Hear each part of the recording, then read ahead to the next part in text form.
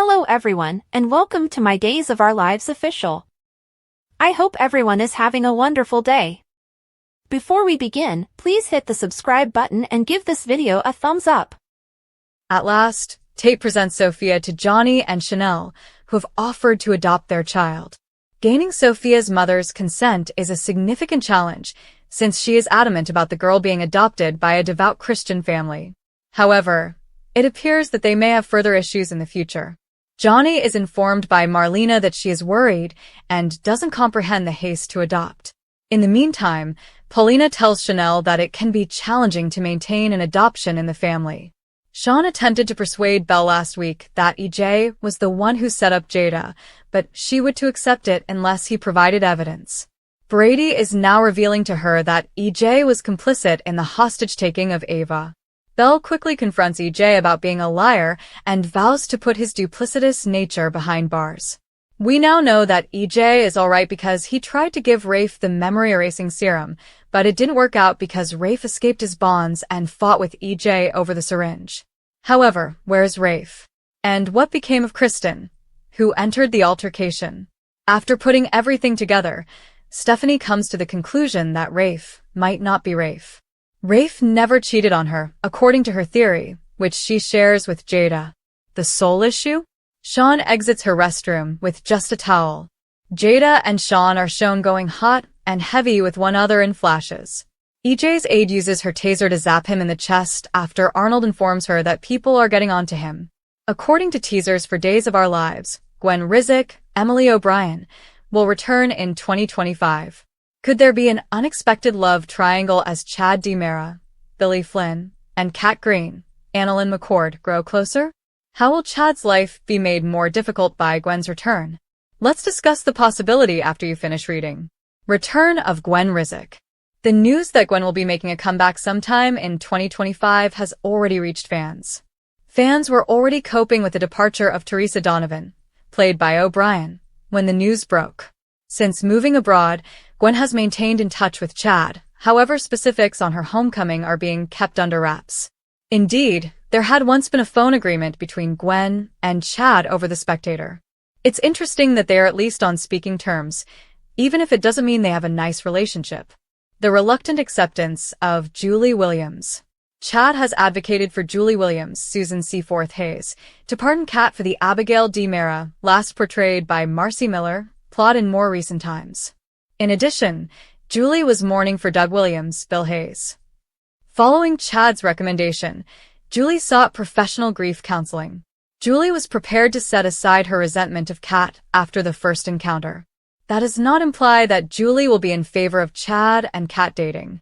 It appears that Julie will put up with Kat and Chad living in the same town for the time being. Days of Our Lives spoilers for Chad DiMera's hidden feelings indicate that Chad and Kat do frequently cross paths. Kat may see Chad more frequently now that she works as the receptionist for Marlena Evans, Deidre Hall. Furthermore, it's obvious that Chad and Kat share a fondness for one another. Kat is aware that Chad would have a lot to overcome after everything she'd done. But that's what soap operas are all about, making the impossible happen. In a recent episode, Kat told her younger sister Felicity Green, Kennedy Garcia, how she felt about Chad. Chad and Kat parted ways despite Felicity's charming attempt to persuade them to share a dessert.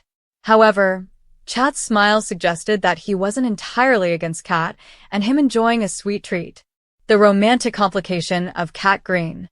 Could things get more complicated if Gwen returns and Kat and Chad do end up dating? The dynamic between Chad and Gwen isn't the best. However, it's possible that Gwen has changed and matured since her last visit to Salem. Could Gwen and Chad truly be attracted to one another across time and distance? That would undoubtedly cause Julie's blood pressure to soar. Mrs. Choi will never be at all amenable to Johnny and Chanel adopting her grandchild, in my opinion. Heck, last week I got into that unavoidable situation. Even if she was, they pointed out that they are family, they live in the same town, and Amy would make their lives miserable by intruding all the time. They went too quickly from may not be able to have a baby to let's take my cousins, and I believe it's time to take a step back and just give it some thought. Days in the hospital, Chanel and Johnny gaze at one another with interest. I can see why Sarah is upset over Philip's move-in. They will now be discussing the letter openly, and Xander will only be able to hear them almost a dozen times before he begins to pick up on it. And that's the only way I can think of this happening. Philip is right when he says that Sarah is less likely to speak the longer she remains silent. You knew for a week and didn't tell me is far worse than you knew for a year and never said anything. Eraser of the mind. I discussed earlier this week why Ava will unavoidably not file charges regarding what happened to her, and her unduly sympathetic reaction to Kristen abandoning her there. She was doing it for her daughter. Further persuaded me that she will not speak to the authorities about what transpired. However, Rafe is a wrinkle I didn't anticipate. EJ and Rafe grapple. Kristen days. I'm going to assume that Kristen gets injected with the super memory erasing serum because she comes on so strongly at the end. According to next week's revelations, Kristen may end up being trapped because she needs assistance with the problem. However, we'll discover that it's too potent and erases all of her memories.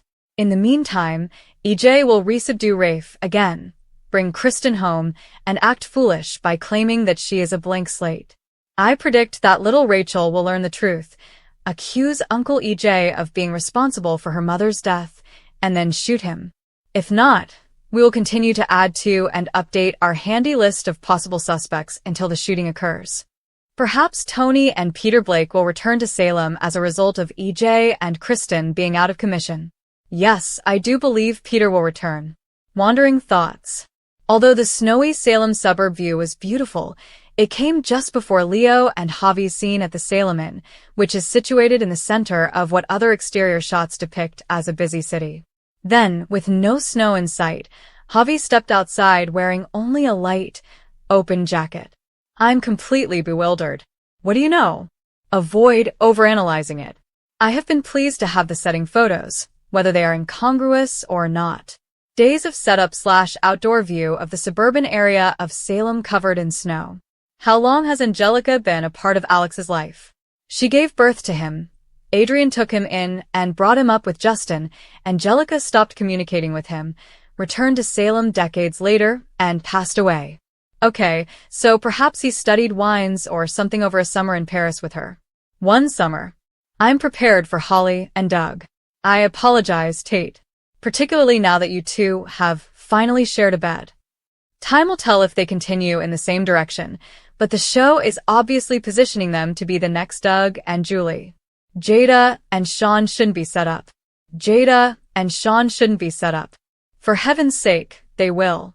Thanks for watching if you like this video, so please don't forget to subscribe my channel and don't miss any update.